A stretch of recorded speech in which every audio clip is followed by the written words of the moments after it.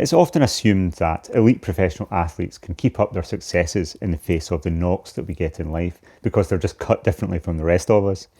It's also often assumed that in some cases, the elites simply have fewer knocks to deal with in the first place. They get injured less, they don't have ill health, they don't have family or work or other constraints to deal with. But like most assumptions that hold people back, this is almost completely wrong. And it's why it keeps amateur climbers amateur. And yet it persists because there is a grain of truth to those things.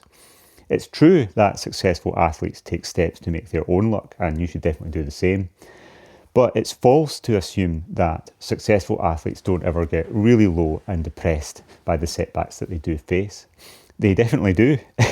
Athletes get scared, they get dejected or depressed or apathetic all the time. You're just unlikely to see the worst of it because everyone's posting an edited version of themselves on social media. The mark of professional athletes is not that they have some special talent for staying positive all the time or avoiding problems.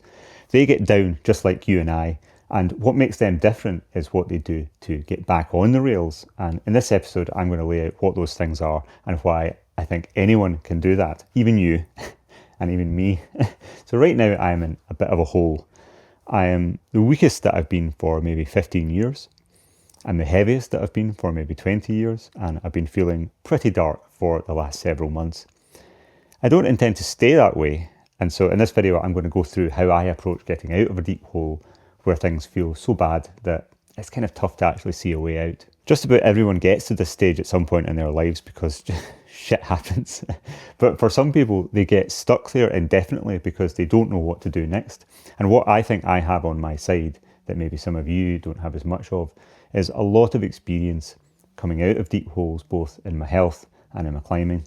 I've got a fairly good idea of what it is that I need to do, and so I'm going to share that with you now. And what I'm intending is that by the end of this video, we're both going to share the much smaller problem of just needing to actually decide to do it. If I'm being totally honest, I don't particularly want to talk about all those things, at least not right now, because of the way I feel about them. I much prefer taking action and talking about what I've done rather than making pronouncements about what I'm going to do in the future. So I could avoid filming this until such time as I can recover my health and get myself in some good climbing shape again. But possibly if you're going through the same sort of problems in your climbing as I have right now, then it might resonate more strongly if I show you in real time what I'm doing rather than present some neat story after the fact. And that's actually why I haven't uploaded a video on this channel for a little while. I felt that to keep this channel brutally honest, I needed to make this my next video. So that's the first basic take-home message, which is that almost everyone, even those with a lot of experience and knowledge, have really bad periods where everything just feels kind of overwhelming. And when you feel like that, then figuring out which direction to go in is often the hardest bit. So the second important point that I want to make is that for me at least, it sometimes helps to stare right into the depths of the hole that you're in, because that actually helps you to figure out what to do next. So why is that? One of the first sports scientists to write seriously about training for climbing was a Norwegian climber called Marius Morstad. I knew about him from a series of articles he wrote in the climbing magazines a long time ago, and not long after I started climbing. And people with as much knowledge and insight as he had are quite rare. And it was the way that he wrote about training that really grabbed me and later provided an influence when I wrote my book about training for climbing, 9 out of 10 Climbers, which I know has influenced many of you. I went to a brilliant talk by Marius at a climbing festival about 20 years ago. But it was his opening line of that talk that stayed in my memory, not just because of what he said, but the way that he actually said it. And it was clear that he was placing a lot of deep emphasis on something that must have seemed important to him.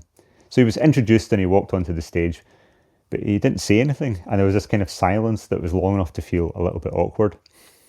And then he barked out this one word, honesty. And he stared at the audience for a few more seconds before he said anything else. And then he said, "If you're not honest about where you are, you don't know where you're going." And I thought, wow, that wasn't really how I was expecting a talk about training to start. And why is this sports scientist speaking to me like a philosopher? So at first glance, that sentiment is almost like a platitude. You might interpret it as a call to measure things. How bad is your fitness? We could measure that and we could know the truth. So we could get a force gauge out and measure how many kilos less we can pull than 3 months ago. And there's nothing wrong with that.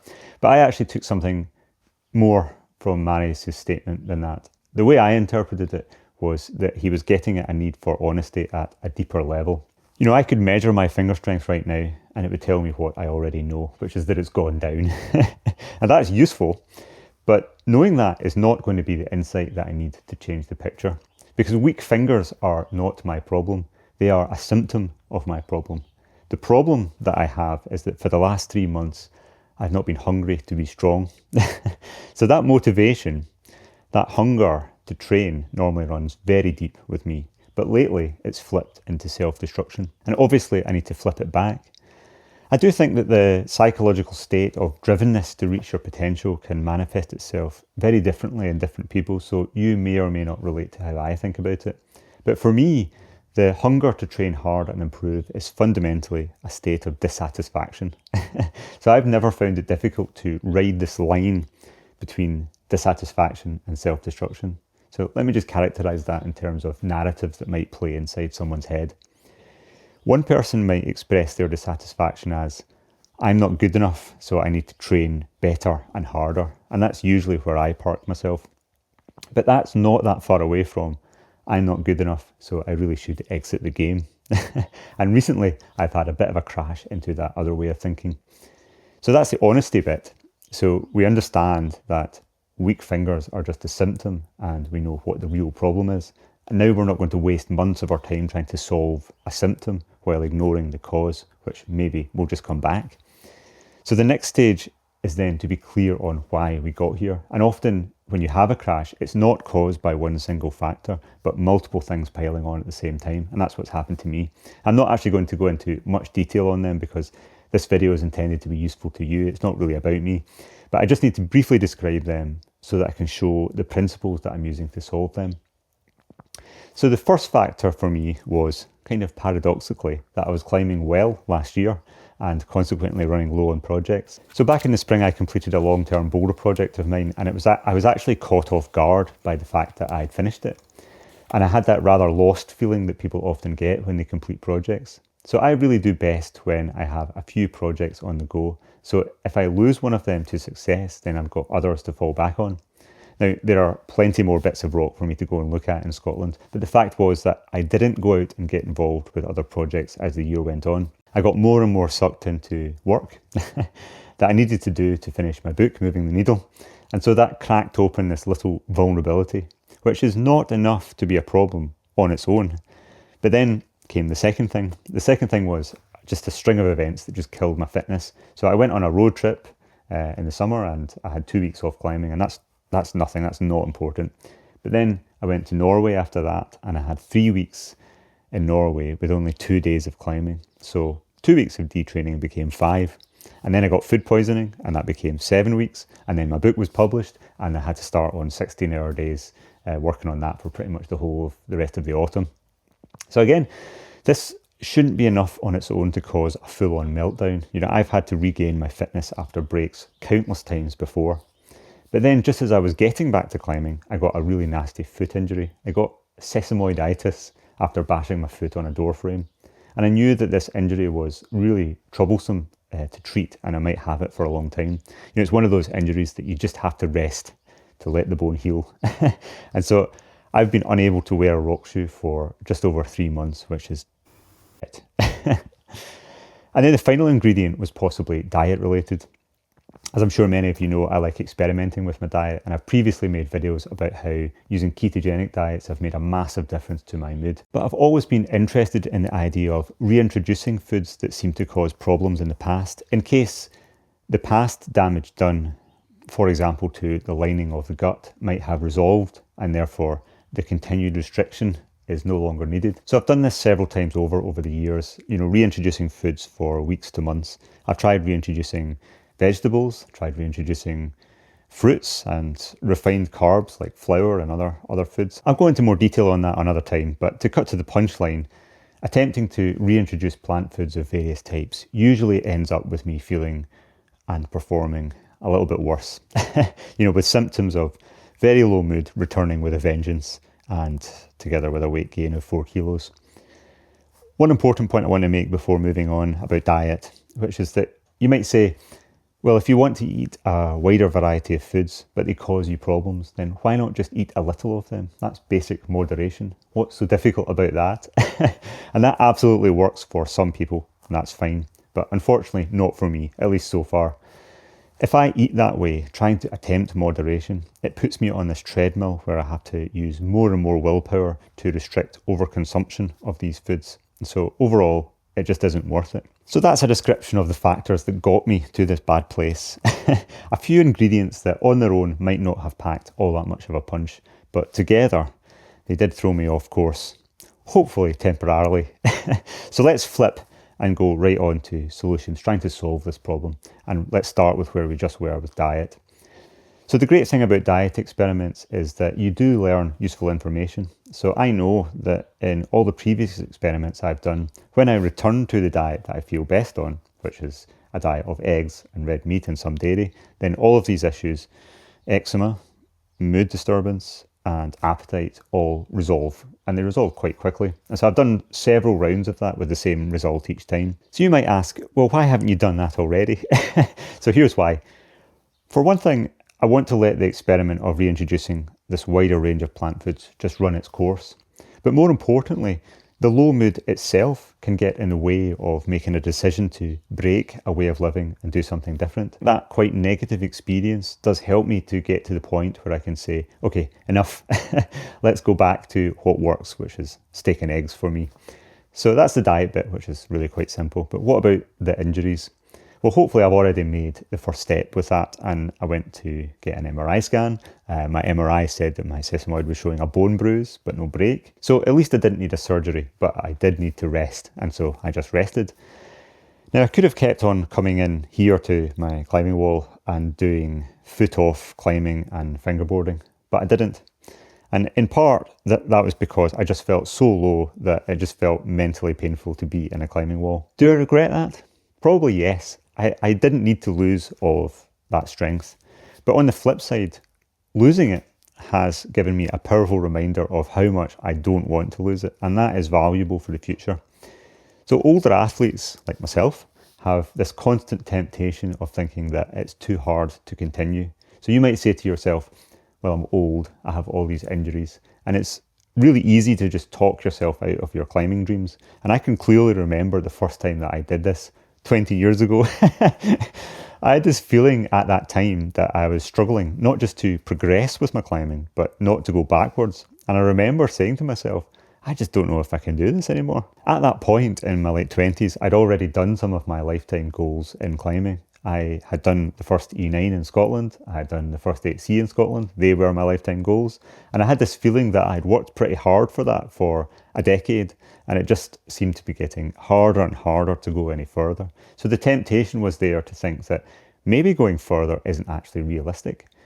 And if I could go back to that time and have a word with myself, I would honestly find it hard to be diplomatic, because I was making the same mistake that is made by amateur athletes all the time, and even most professional athletes make some of the time, which was to underestimate myself. This is just very easy to do when you're surrounded by the evidence of failure to make progress.